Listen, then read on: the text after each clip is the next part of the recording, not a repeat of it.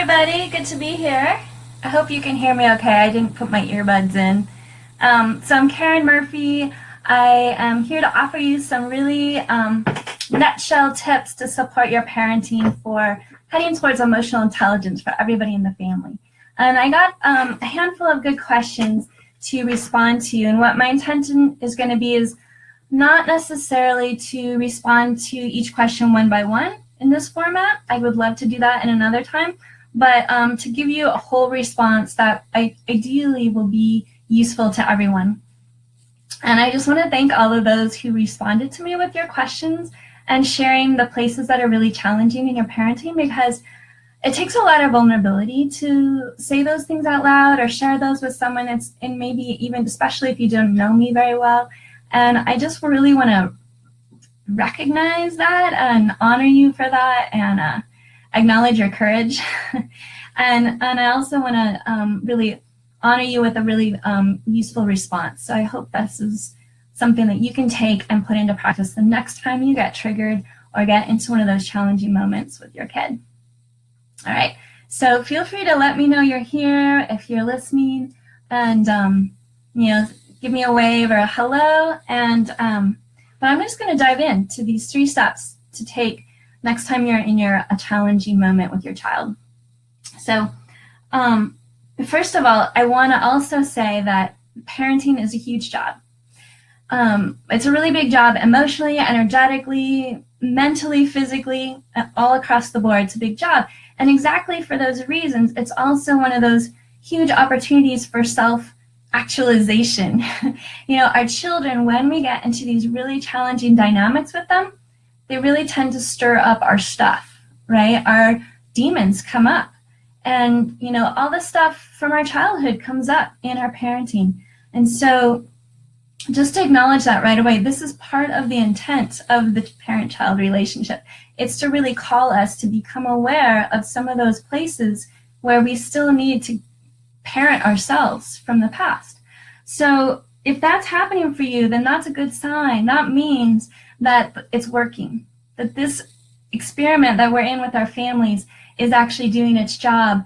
And that little place where it feels uncomfortable, when we get triggered emotionally, mentally, in our physical body, the stress that comes up, those are like neon signs pointing us to the spots where we need some self-care, some self-support, some healing, some integrating, whatever we want to call it.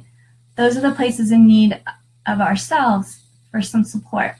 Now, this might be happening in power struggles with your partner, with your kids, in those sort of loopy patterns where we get engaged with each other and it doesn't go anywhere, right? We end up yelling or saying things that we don't really want to be saying, or that are counterproductive to the relationship or to supporting our kids. And so those are the moments when we get to, here's step 1. Those are the moments we get to pull our energy back from the situation and pause.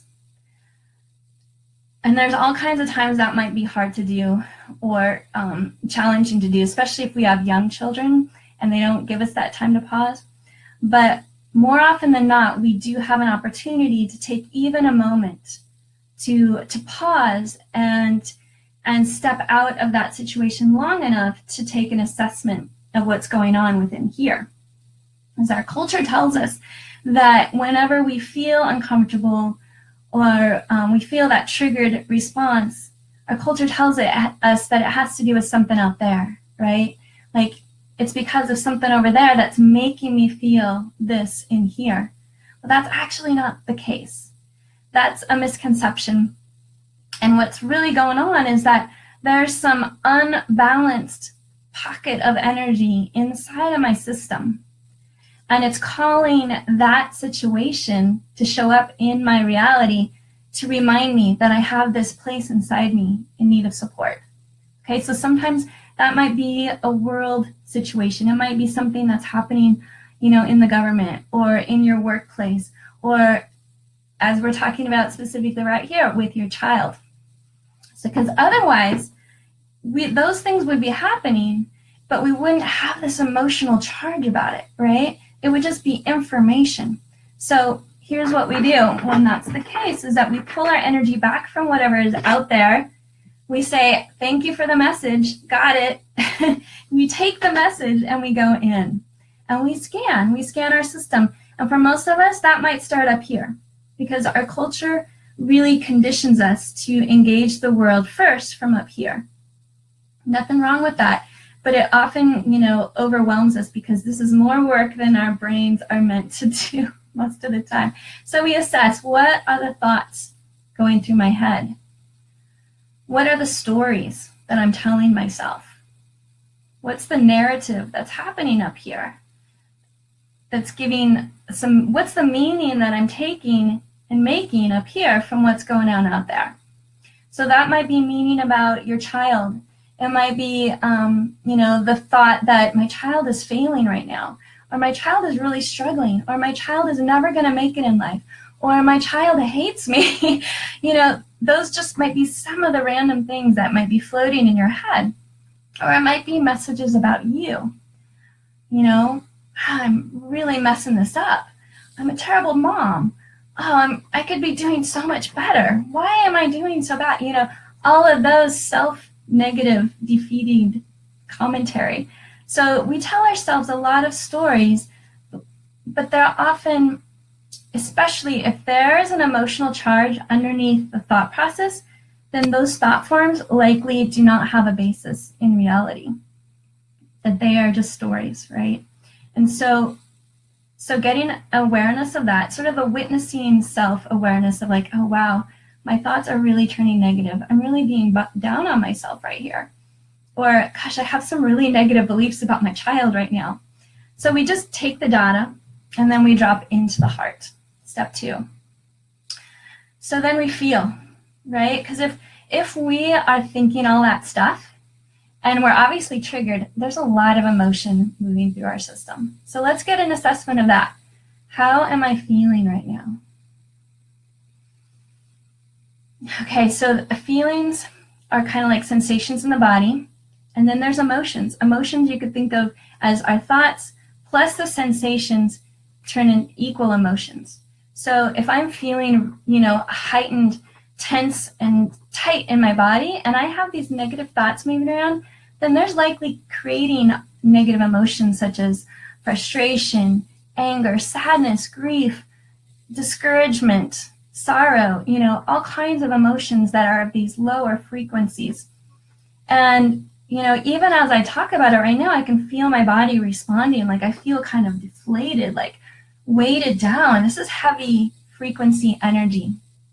All right. And so whenever we're carrying around heavier frequencies, that is not the best place to be engaging our child, because we're only going to be inviting them to match us at this frequency. And that does not serve anybody, right? And that's how we get into these negative patterns in our families, is we're all working from these lower frequencies in those moments.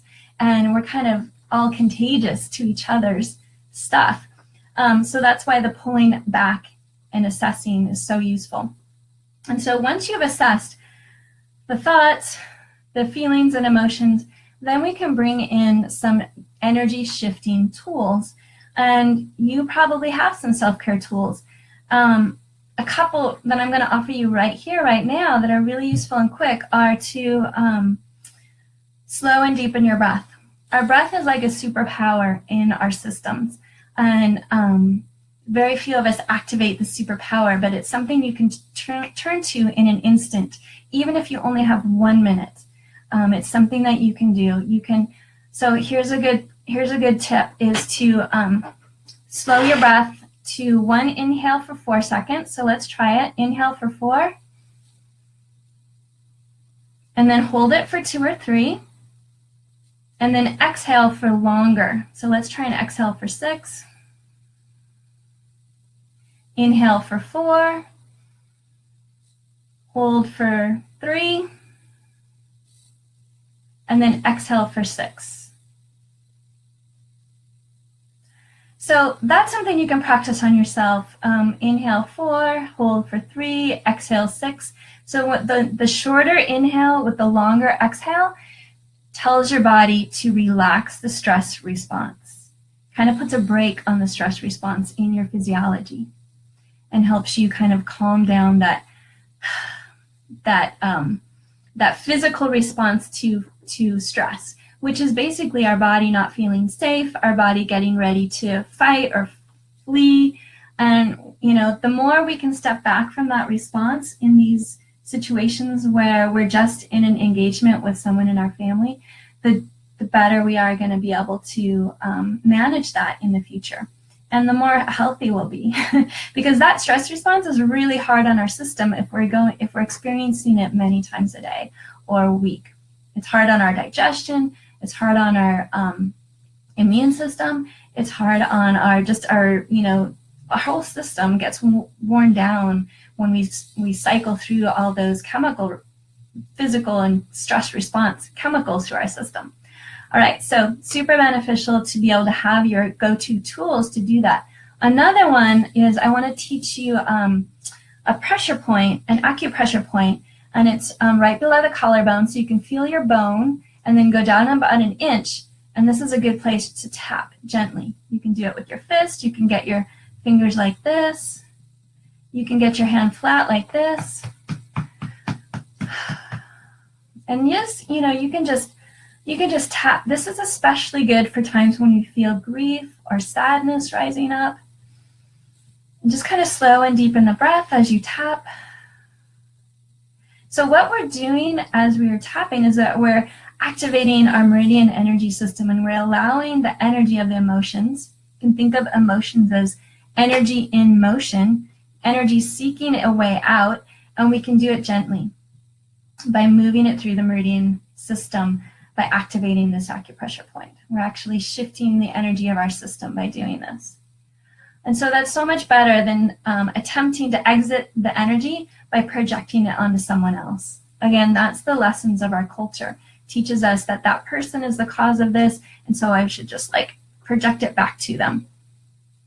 It's not going to serve your relationship, it's not going to serve you, and it's not really, it's only going to cause more stress and disconnect, right? And it doesn't feel good. We all know that. It doesn't feel good. So here's the steps again. Pull your energy back from the engagement of whatever is triggering you. Allow yourself to assess what's going on in the mental sphere. What are the thought forms that I'm telling myself? Drop down into the heart. Assess what you're feeling. And just feel it. That's a big one. That's a big self-care practice, is to allow the feeling. Disengage the thoughts. Don't spin on the story anymore if you can help it. Send your mental self to the beach and allow your physical body, your heart, your spirit to feel the emotions with some breath. And so that takes a lot of self-acceptance. Self-acceptance is super healing for your system. It's super healing for those pockets of our places that get triggered. Okay, so sometimes we can do this in the moment, especially if our child is a little older. We can just say, hey, you know what? I'm really feeling that my engagement right here is not productive. It's not helping either of us, so I'm going to go take care of myself for a few minutes. I'll talk to you later. Let's engage again later. Like if your child is over 6, probably that can work. Maybe even around 6. So you could just say, hey, I need a break. I'm going to take a time out for me. I would love to chat with you more later on. And that's really actually a beautiful practice to demonstrate to your kid because that shows that that's like self-care in action. And our kids learn so much from witnessing what we do in those moments. I know so many of us come to get parenting support because we really want to acquire something for our child. We want our kid to get self-regulation tools. We want them to learn this stuff. And that's a beautiful intention and motivation. But I want to affirm for you that your child has absolutely everything they're going to need for this life experience already within them. They are already come equipped. So there's nothing you need to teach or pour into their brains and bodies. Okay, so it's within them, and you can trust that. certainly you're going to have times of orienting them to this awareness, to this knowledge, to new things. But we don't need to go through step-by-step strategies all the time for them to get all this goodness. In fact, most of what they're going to learn from us over their childhood, they're going to learn by watching us and experiencing us. They're going to learn by being with us. So how we are and how we engage are the two most powerful ways that we can offer anything positive and good that we want our kids to experience. So you taking a moment to step back from the energy of whatever spin is going on between you and your child is a beautiful modeling of this. All right, so let me check my notes. Okay,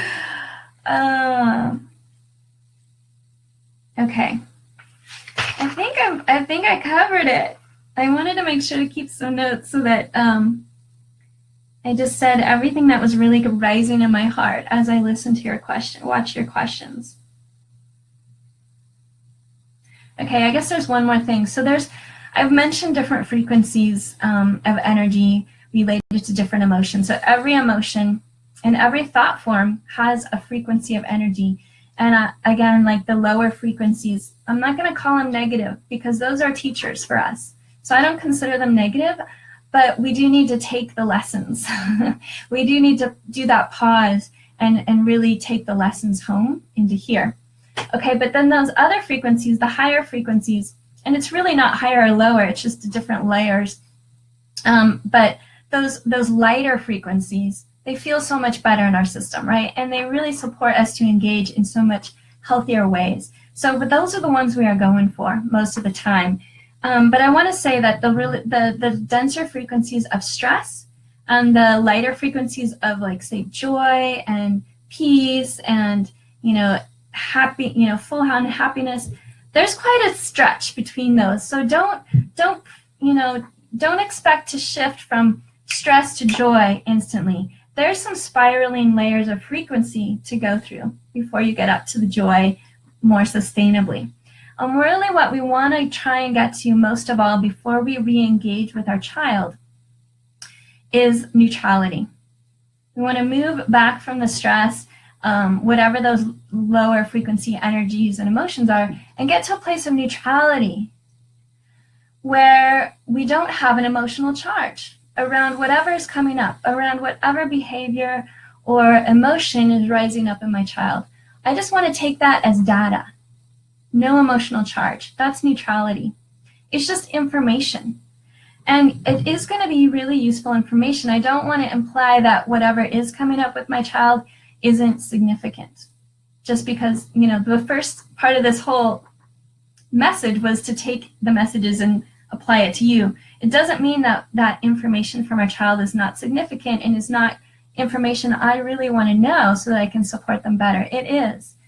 But I can tell you that if you go through these steps to support yourself first, pull your energy, clear the energy, and then after getting to a place of neutrality, re-engage with your child, so much of what they were feeling and the thought forms they were having and the emotions that were coming up are going to be already dissipated.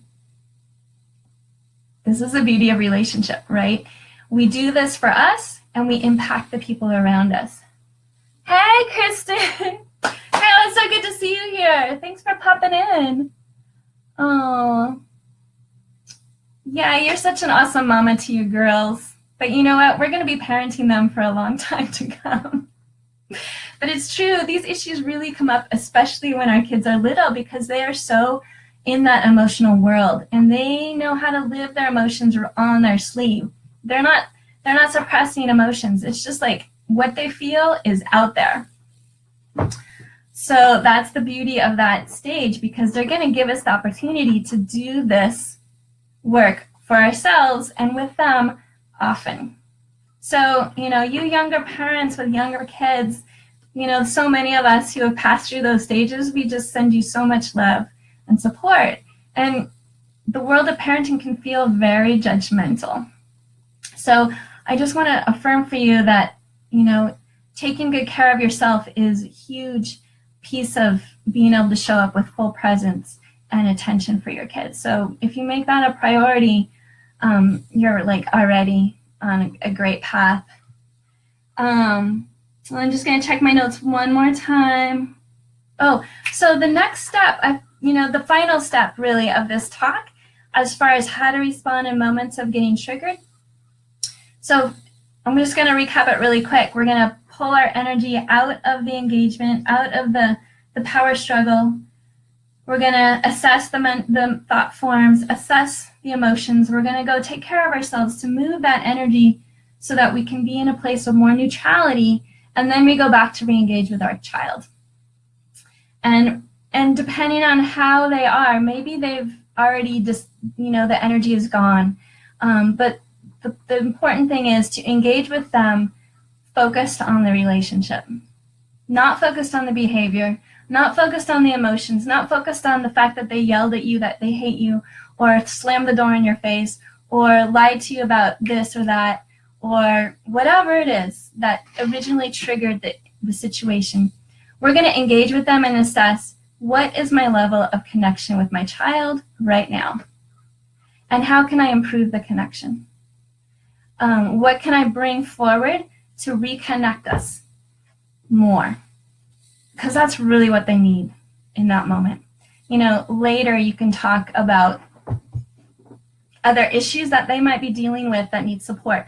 But in that moment, the goal is to reconnect, because on the other side of reconnection is their better thinking, their neutral heart, their engaged, response to us and to them, and their deeper connection to themselves, right? This is the end goal, is to develop inner guidance for them. Remember I said that they have equipped within them everything they're going to need. But what they need is to be able to access it. So deeper connection with themselves and a strong connection with us as their parents, those are the access points for knowing, having the pathway to their own deeper connection, their own abilities, their own guidance system.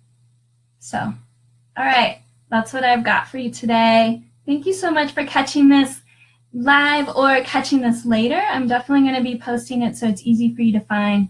Please let me know if it was helpful, and if any other questions come up as you listen, post those too. So thanks again, Kristen, for being here. Super fun to see you. And take good care. Keep connecting with your kids. Much love.